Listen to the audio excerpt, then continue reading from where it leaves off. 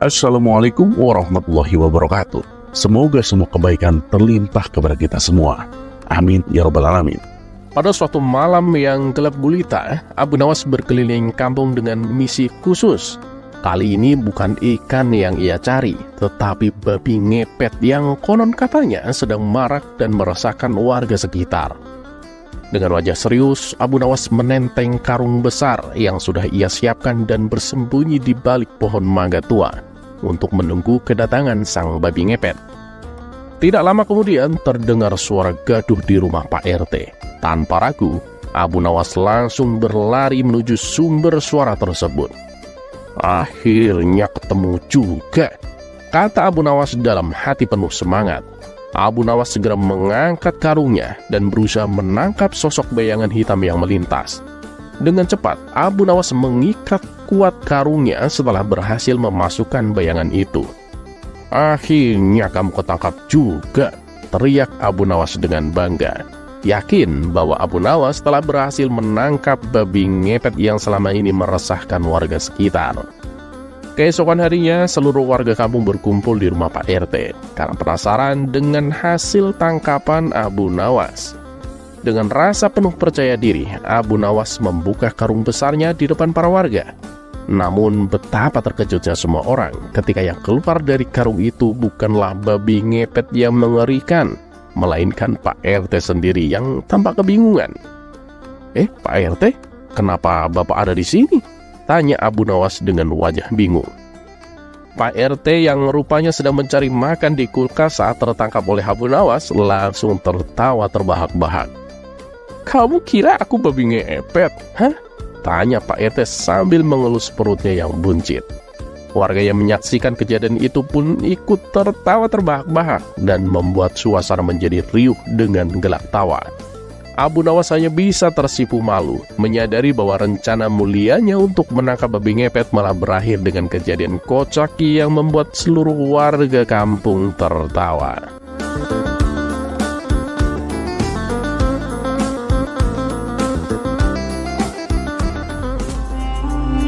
Kisah selanjutnya.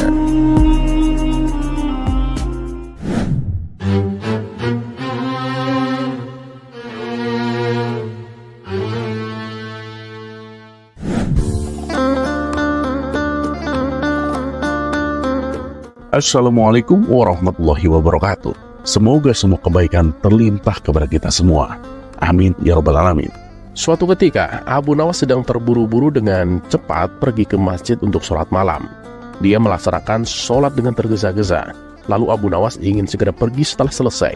Namun, saat Abu Nawas hendak keluar, seorang pemuka agama menghentikannya dan berkata, "Itu bukan cara yang benar untuk berdoa kepada Tuhan. Kamu harus mulai dari awal lagi dan berdoa dengan benar." Mendengar teguran itu, Abu Nawas pun kembali masuk ke masjid dan melakukan sholat lagi. Kali ini Abu Nawas berdoa dengan lebih khusyuk dan seksama. Setelah selesai, pemuka agama itu bertanya lagi, "Nah, sekarang coba katakan padaku, tidakkah kamu berpikir bahwa Tuhan akan lebih menghargai doa yang keduamu itu daripada yang pertama kamu lakukan dengan tergesa-gesa?" Abu Nawas dengan tenang menjawab, "Tidak juga.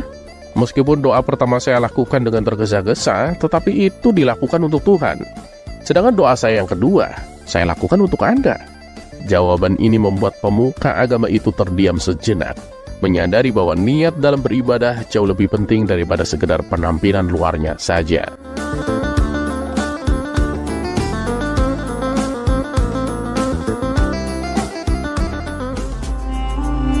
Kisah selanjutnya.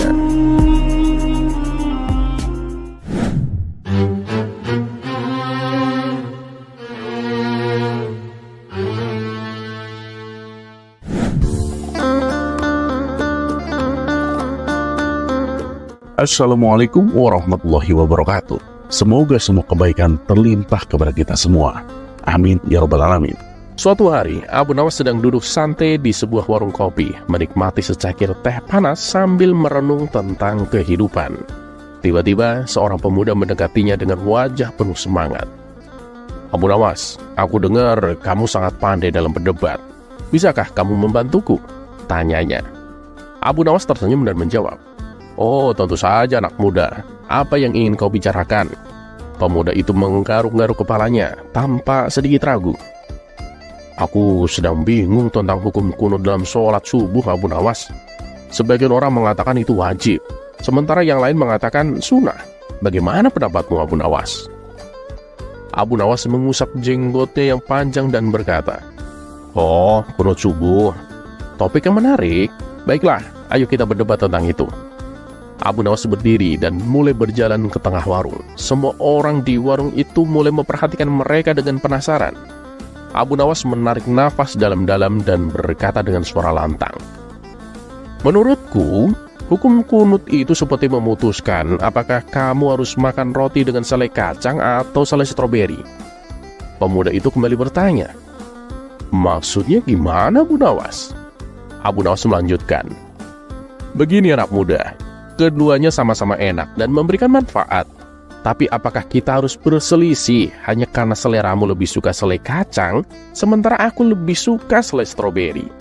Sama halnya dengan kunut subuh.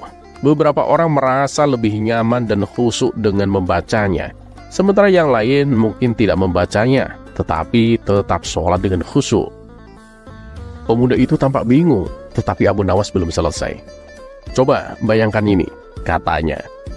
Suatu hari, seorang pria memutuskan untuk tidak membaca kunut subuh.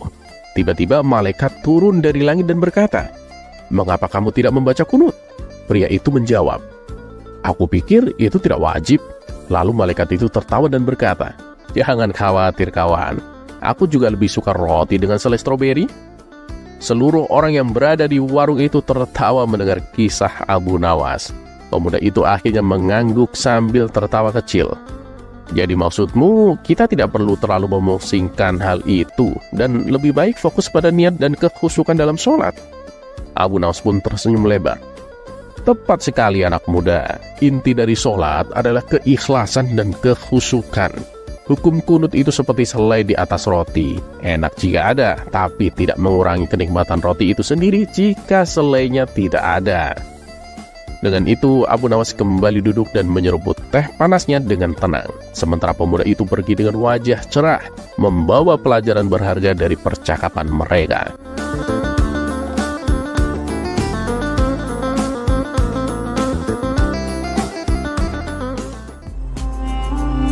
Kisah selanjutnya.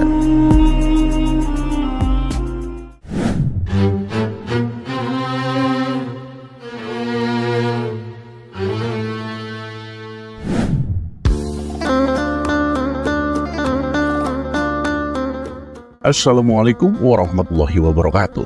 Semoga semua kebaikan terlimpah kepada kita semua.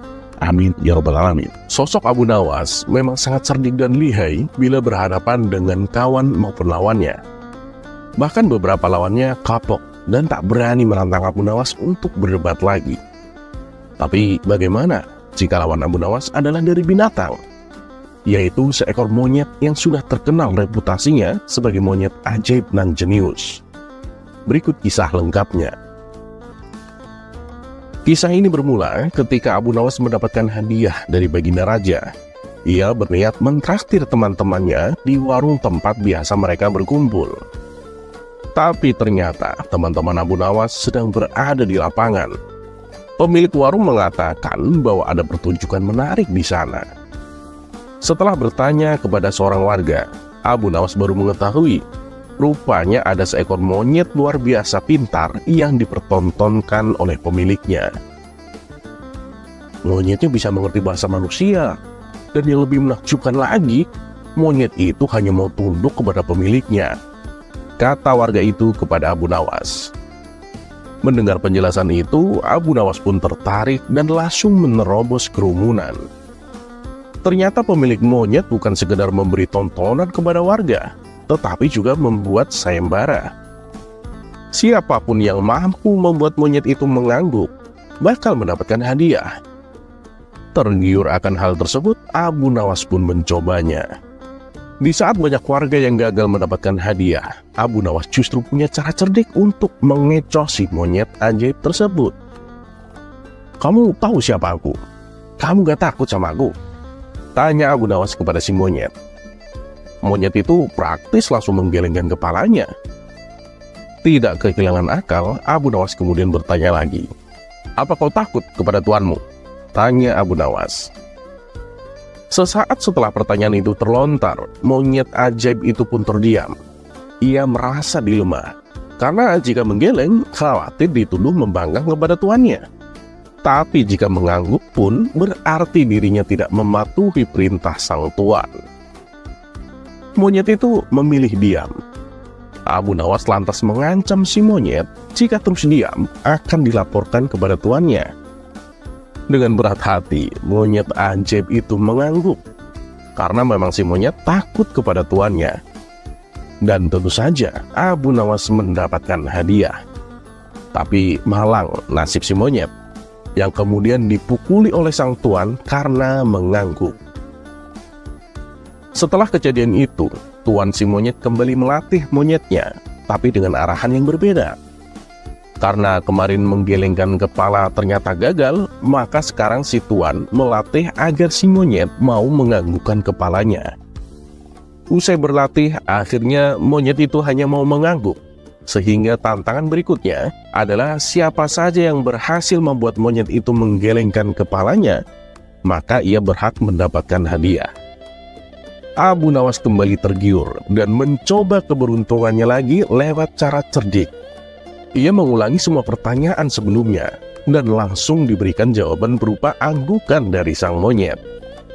Si monyet tak mau menggelengkan kepala sama sekali. Abu Nawas tak kehabisan akal.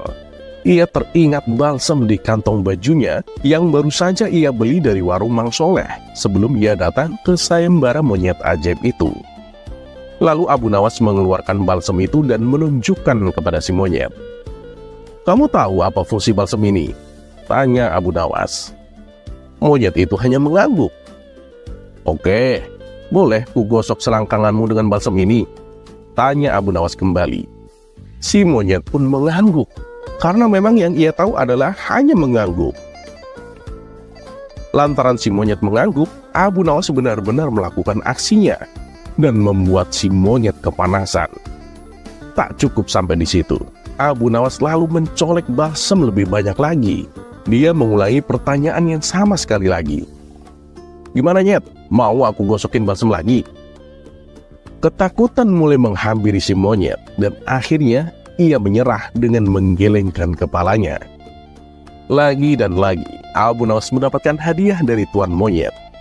Dan nasib monyet itu kembali malang, yakni mendapatkan hukuman dari tuannya. Karena monyet itu frustasi dengan hukuman tuannya, si monyet pun mengangguk-angguk dan menggeleng-gelengkan kepalanya ketika diajari si tuan majikan. Kabarnya anggukan dan geleng-geleng si monyet semakin menjadi ketika mendengar musik metal dan dugem. Semoga bermanfaat dan seperti biasa, terima kasih.